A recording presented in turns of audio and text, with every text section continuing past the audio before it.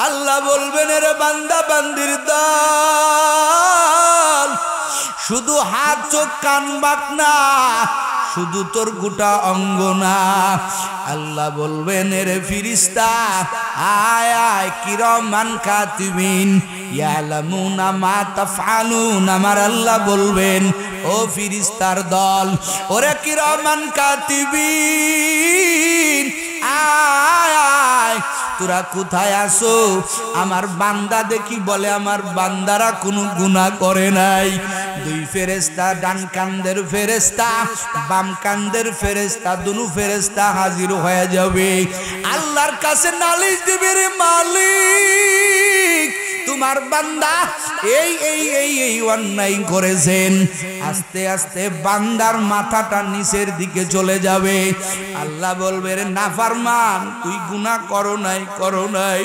বান্দা আর কোনো কথা বলতে পারবে না আল্লাহ বলবে এখানেই শেষ না রে বান্দা আমার আল্লাহ ডাক দিয়া বলবেন ও ফেরেশতার দল এই নাফরমান বলে ও নাকি গুনাহ করে নাই আমার আল্লাহ কোরআনে বলেন ওয়া ইদাস সাহুফু নুশিরাত এ ফেরেশতার দল আমার এই বান্দার আমলনামাটা খুলিয়া দে ও যুবকের দল তোমার আমার আমলনামা তোমার আমার কাছে ওরে ভালো করলে ডান কান্দের ফেরেশতা লেখে খারাপ করলে বাম কান্দের ফেরেশতা লেখেন যে আমলনামা তৈরি হবে হাসরের ময়দানে আমার আল্লাহ পাক বলবেন এরে ফেরেশতার দল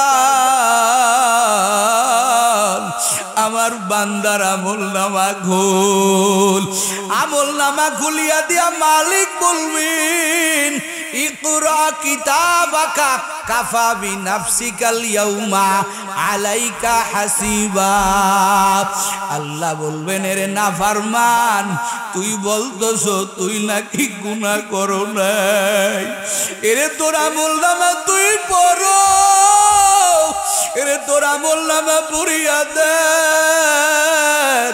কোন দিন কোন অপরাধ করছো বান্দা আমলনামা হাতে নিবে কোরআনে স্পষ্ট আয়াত আছে আমলনামা হাতে নিয়ে বলবেন মালি হাযাল কিতাব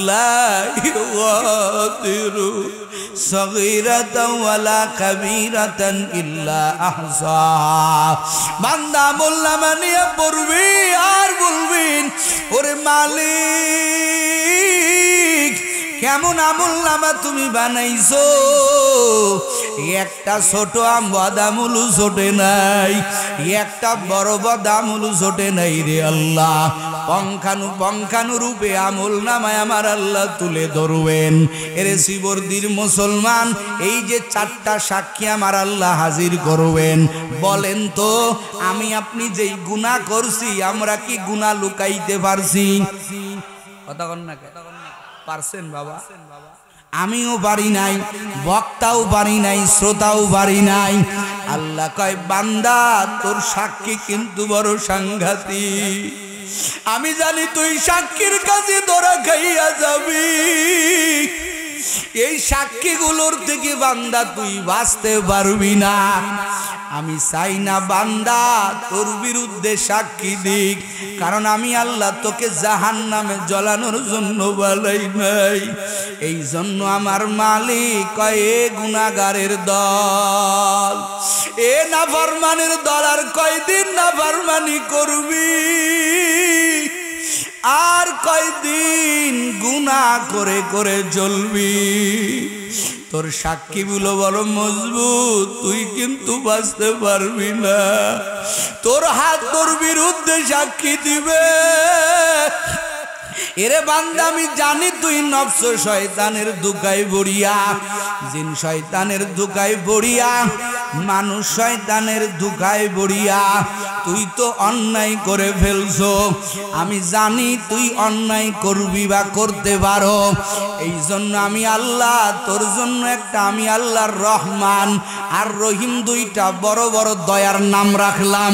বলেন না একটু আল্লাহু আকবার।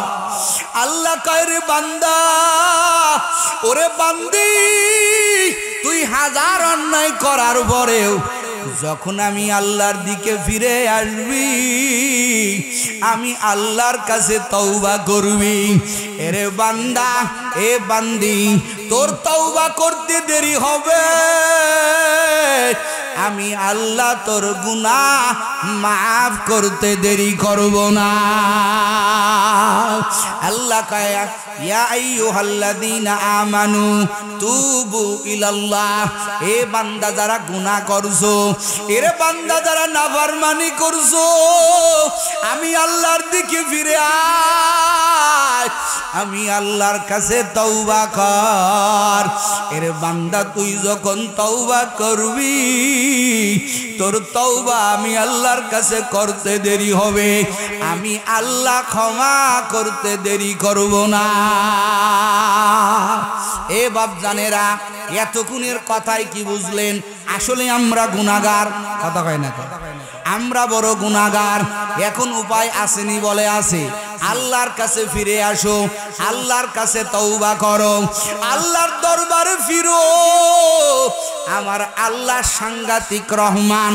আল্লাহ কয় রে বান্দা, এ বান্দি, তুই কত গুনাহ করছো, তুই কত অন্যায় করছো। আরে যুবক, তুমি আমি দাহিয়াতুল কলবির চাইতে বড় অন্যায় করতে পারি নাই। কোরআনুল কারীমের ভিতরে দাহিয়াতুল কলবির কিসসা এসেছে রে বাবা। তুমিও জানো, আমিও জানো, একটা জীবন্ত মেয়ে, কলিজার টুকরা মেয়ে। ওরে যেই মেয়ে এত সুন্দর, এত সুন্দর যার চেহারা রে বাবা, এত সুন্দর যার চেহারা, বাবা হইয়া তুমি কি পারবা তোমার আদরের মেয়েটারে কবরে জীবিত দাফন করতে? আজকেও যখন বাড়ি থেকে বাহির হলাম, আমি তাকাইয়া দেখি আমার 7 বছরের মেয়েটা। মনটা বড় খারাপ, মনটা বড় দুর্বল, কারণ 7-8 দিনের উপরে সফরে বাহির হইছে, আর 10 দিন বাড়িতে যাব না, এজন্য আমার মেয়েটা বড় খারাপ। এখানে আপনাদের এখানে আসছি, মনটা ভালো লাগতেছে না। আমার সবর সঙ্গী মাহাদির কাছেও বলছি, এরা মাহাদি মনটা বড় খারাপ, আর 10 দিন উপরে আমার বাচ্চাদের আমি দেখতে পারবো না। এরে যুবক, এই তো মোহাব্বত, তুমি আমি তো পারবো না আমার বাচ্চাটাকে জীবিত দাফন করতে। দাহিয়াতুল কলবি নবীর কাছে হাজির, নবীর দরবারে আইসা কান্না করে, বুক ফাটা কান্না, কান্না বন্ধ হয় না। নবী কয় কেন কান্দো? বলে হুজুর, আমার মতো গুনাহগার আর কেউ নাই, আমার মতো এত বড় জালেম আর কেউ নাই রে হুজুর। বলে কেন, কি করছো বল? বলে হুজুর, আমার কলিজার টুকরা মেয়েটা পূর্ণিমার মতো সুন্দর। লম্বা ঘটনা সংক্ষেপে করে দিলাম। হুজুর গো, আমি বেড়ানোর উদ্দেশ্য করি আমার মেয়েটাকে নিয়ে আমি রওনা হয়ে গেলাম। আমার মেয়েটা কয়েক বছর আমার সাথে দেখা নাই, আমি ব্যবসা করতে গেছিলাম, বাড়ি আসছি, আমার মেয়েটা আমাকে আব্বু আব্বু কয়া জড়ায় ধরে। আমি আমার স্ত্রীরে বললাম, কি ব্যাপার তোর? তো আগেই বলছিলাম মেয়ে বাচ্চা হলে মেরে ফেলবি, একে মারো নাইকা। বলে স্বামী দেখো না, পূর্ণিমার মতো সুন্দর, পূর্ণিমার চাঁদের মতো সুন্দর, আমি তো মায়ার কারণে মারতে পারি নাই।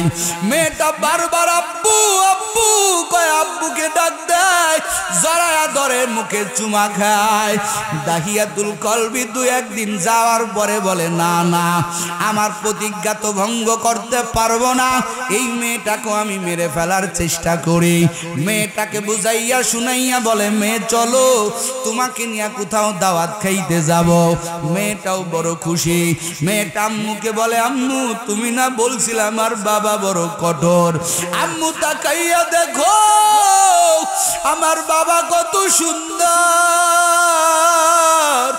আমার বাবা আমার নিয়া আত্মীয় বাড়িতে বেড়াতে যাবে আমারে সাজাইয়া দাও মাও মনে করছে মেয়ের চেহারা দেখে মনে হয় বাবা সব কিছু ভুলে গেছে মেয়েটারে সুন্দর করে সাজাইয়া দিছে রে যুবকের দল মেয়েটারে নিয়া বাবা রওনা হয়ে গেল নিজের এলাকা ছাড়িয়া অন্য একটা এলাকায় যাই একটা বনের মধ্যে ঢুকিয়া এই মেয়েটাকে একটা জায়গায় রাখিয়া বাবা গর্ত আরম্ভ করে দিল মেয়েটা ডাক দিয়া বলে আব্বু আমরা না দাওয়াতে যাব মেহমানদারি করতে যাব ও আব্বু এখানে কোন তুমি গর্ত খনন করো আব্বু কয় মা তুই একটু বস পরে বুঝতে পারবি ছোট মেয়ে বুঝতে পারে না মাঝে মাঝে বাবার দাড়িতে বাবার গায়ে মাটি লেগে যায় মেয়েটা বারবার আইসা বাবার মোহাব্বত মেয়েরা বাবার প্রতি বেশি আসক্ত হয় রে যুবকের দল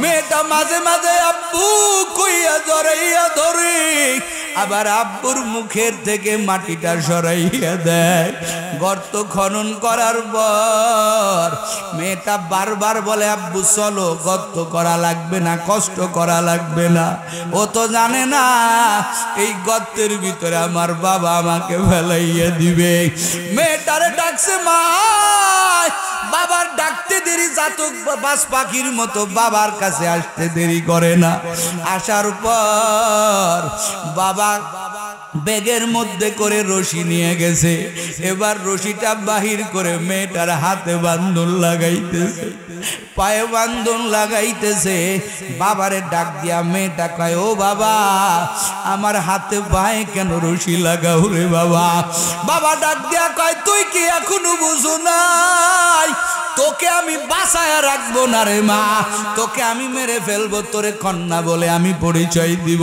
না এবার মেয়েটা চিৎকার মেরে মেরে কান্না আরম্ভ করলো এই ঘটনাটা নবীর সামনে দাহিয়াতুল কলবি বর্ণনা করতেছে দাহিয়াতুল কলবি কয় নবী আমার মেয়েটা একবার আমার পা জড়াইয়া ধরে আর একবার আমার হাত জড়াইয়া ধরে আর বলে আব্বু তুমি আমার মারিও না এই জায়গাটা আমার মা নাই যেই মা আমারে বাঁচাইবে হুজুর গো আমার মেয়েটা যে কতবার আমার পা দুইটা জড়াইয়া ধরছে আমার এতটুকু মায়া আসলো না আমি আমার মেয়েটার হাতে পায়ে রশি লাগাইয়া হুজুর গো ধাক্কা দিয়ে আমার মেয়েটাকে গর্তে ফেলে দিলাম আমার মেয়েটা যে কতবার আব্বু কয়া ডাকতেছে হুজুর একটা বারের জন্য আমার দিলটা নরম হলো না আমি আমার মেয়েটাকে ধাক্কা মেরে গর্তের মধ্যে ফেলে দিলাম আমার মেয়েটা গর্তের মধ্যে পড়িয়াও আব্বু ডাকটা বলে নাই বারবার আব্বু কয়া ডাকতেছি আব্বু গর্তের ভিতরে বড় ভয় লাগে হেরে আব্বু আমাকে তুমি মারিও না আমারে ছাড়িয়া দাও আমি এই দেশ ছেড়ে চলে যাব তোমার মেয়ে বলে পরিচয় দিব না রে আব্বু আমারে ছাড়িয়া দাও হুজুর গো একটা ডাক আমার মায়া লাগলো না পাশে একটা বড় পাথরটা নিয়ে আমি উঁচু করলাম এত বড় ওজনের পাথর আমি ভালো মতো উঠাইতেও পারি না আমার মেয়ে বারবার হাত জোর করে বলতেছে আব্বু এত বড় পাথর যদি তুমি আমার উপরে মেরে দাও আমি বাঁচবো না হুজুর গো আমার চুল পরিমাণ মায়া তো আসলো না রে হুজুর ও পয়গম্বর, আমি এত বড় একটা বিশাল পাথর নিয়ে আমার মেয়ের মাথা বরাবর মেরে দিলাম। ওই পাথরটা যাইয়া হুজুর আমার মেয়ের মাথায় গিয়া লাগে, মেয়ের মাথাটা খুলি মুলিয়া উলাইয়া গেল। হুজুর গো, যখন আমার মেয়ের মাথায় পাথরটা লাগছে, ওই সময় আমার আম্মা, আমার কলিজার টুকরা কন্যা এত জোরে একটা আব্বু কয়া ডাক দিছে, ওরে ওই ডাকটা আমার কলিজার ভিতর গিয়ে লাগছে। হুজুর গো, আমি আমার মেয়ের দাফন করলাম, জীবিত দাফন, আমার কলিজার ভিতরে খালি ওই আব্বু ডাকটা বাজতেছে, আব্বু তুমি আমাকে মারিও না, তুমি আমাকে মারিও না রে হুজুর, এই তো আমি অন্যায় করেছি। কিতাবের ভিতরে পাওয়া যায় পুরা ঘটনাটাই নবী আমার কানতে কানতে দাড়ি মুবারক পর্যন্ত ভেজায় ফেলছে। নবী কয়, হায় রে, মানুষের কলবটা কি এতটা শক্ত হতে পারে? এর নিজের ঔরজাত মেয়ের একটা বাবা ডাকে মায়া হতে পারে না। নবীও কান্দে, দাহিয়াতুল কলবিও কান্দে। দাহিয়াতুল কলবি কয়, রে নবী, এত বড় গুনাহ মনে হয় পৃথিবীর আর কেউ করতে পারে নাই। ও নবী আমার, আপনার কাছে আমার আরজি প্রশ্ন, আমার আল্লাহ কি আমার এত বড় অপরাধ ক্ষমা করতে পারে? আমার নবী কয়, দাহিয়াতুল কলবি রে, আমার মাওলারে চিনো না, আমার মাওলারে তুমি আজও চিনতে পারো নাই। আমার মাওলার মতো আর কোনো মাওলা নাই। আমার দয়ার মাওলারে, আমার দয়ার মাবুদুরে,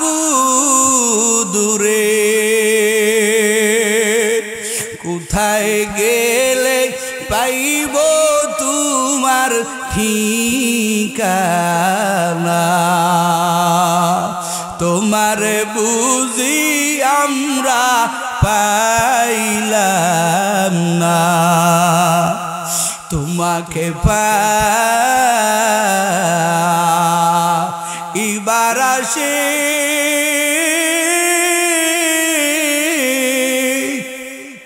ঘুরি আমরা দেশ বিদেশে, তোমাকে পাইবার আসে ঘুরি আমরা দেশ বিদেশে। মাহফিলের ময়দানে করলাম পিছানা, তোমার বুঝি মুরা পাইলাম না। নবী আমার ডাক দেয়া কয়, রে দাহিয়াতুল কলবি, আমার মাওলাকে তুমি চিনতে পারো নাই। জোরে কোন একটু আল্লাহু আকবার। দাহিয়াতুল কলবি কয়, মানে আমার পয়গম্বর কয়, দাহিয়াতুল কলবি রে, তুমি যদি তওবার দরজা দিয়ে ঢুকো, আমার মাওলা তোমার এই সাংঘাতিক গুনাহটাও মাফ করে দিবে। এরে শিবর্তির মুসলমান, আর কষ্ট দিতে চাই না। আমি বক্তাও বড় গুনাহগার, ইলমু নাই, আমলও নাই।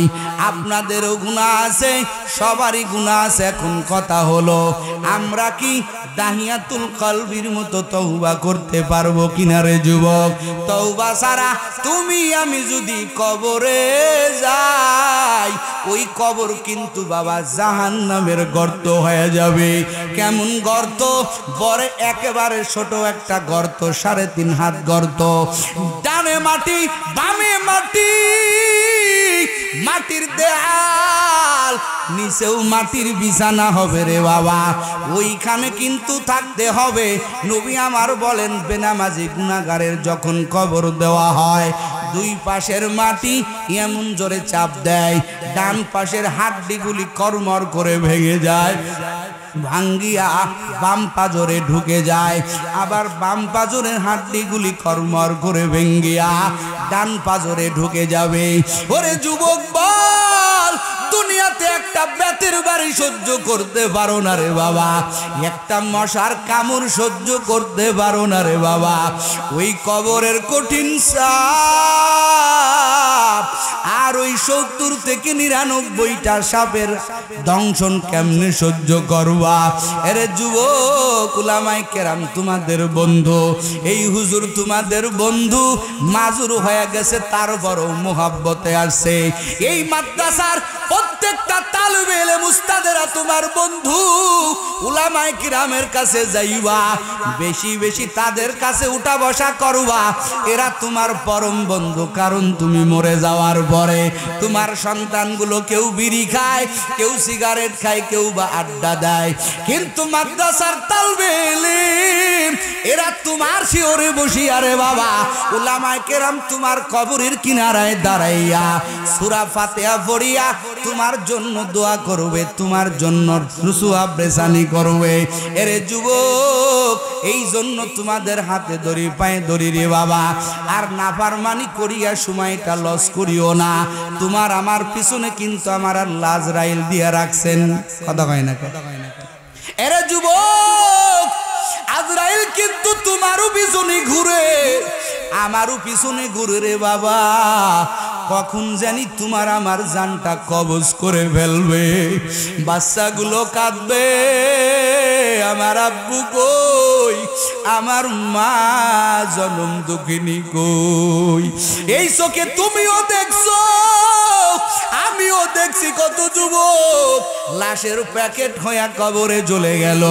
এই তো দেশ স্বাধীনের সময় কত আল্লাহর বান্দারা, আবু সাইদ মুগ্ধ সহকারে কত যুবক যুবক তাজা তাজা প্রাণ কবরে চলে গেল।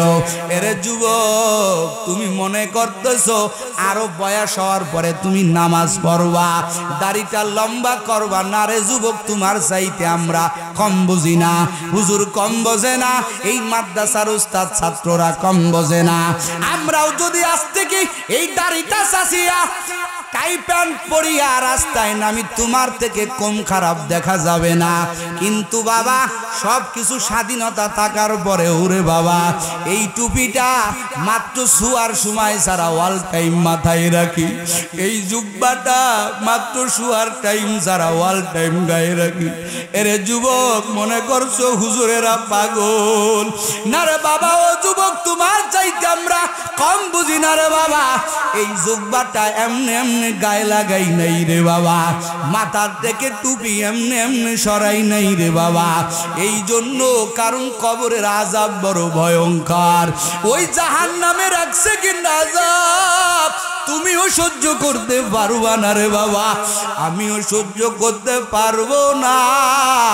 এই জন্য কত উগ্রবাদী বলে গালি দেয়, জঙ্গিবাদী বলে গালি দেয়, কত উলামায়ে কিরামের হাতে ওই জেলখানার শিকল লেগে যায়, হাত করি পরে তারপরে উলামায়ে কিরাম হাসে, কারণ তারা জানে দুনিয়ার সাজা কোনো সাজাই না, দুনিয়ার আযাব কোনো আযাব না, জাহান্নামের এক সেকেন্ড আযাব সহ্য করতে পারবো না।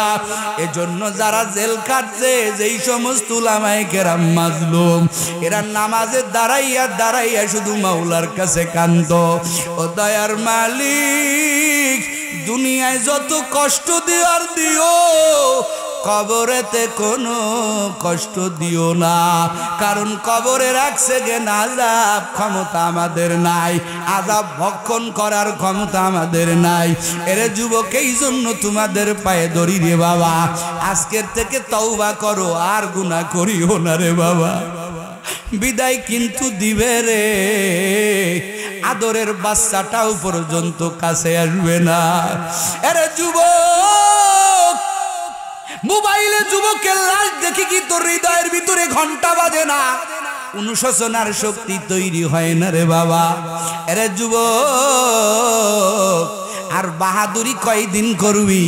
আজকেও আসতি পথে মোবাইলে একটা ভিডিও আমিও দেখলাম, আমার সফর সঙ্গী মাহাদিকেও দেখাইলাম, বাবা মরে গেছে, ছোট্ট বাচ্চাটা ওই খাটিয়ার উপরে শুয়ে পড়ছে, গড়াগড়ি পারতেছে রে বাবা।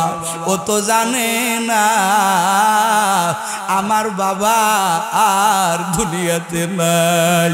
বুঝে না রে যুবক, এরে যুবক, তুমি একদিন রওনা দিবা, আমিও একদিন রওনা দিব।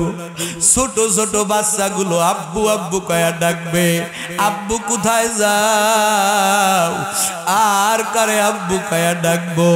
যুবক রে, ওই দিনকে তোরও হাত থাকবে, আমারও মুখ থাকবে, তোরও পা থাকবে, আমারও পা থাকবে, কিন্তু কোন শরীরের কোন অঙ্গের কোনো শক্তি থাকবে না। সব শক্তি আমার আল্লাহ নিঃশেষ করে দিবেন রে বাবা। ওই দিন আসার আগে রে যুবক, আমার আল্লাহর দরবারে ফিরে আসো। আর নামাজ কাজা দিস না রে বাপজানেরা, আর রোজা কাজা দিস না, আর নবীর দাড়িতে খুল লাগাস না রে বাবা। আজকের এই ময়দান শেষ ময়দান মনে করো, মনে করো। আমি নাইমুজ্জামান আর কোনো ময়দানে কথা বলতে পারবো না।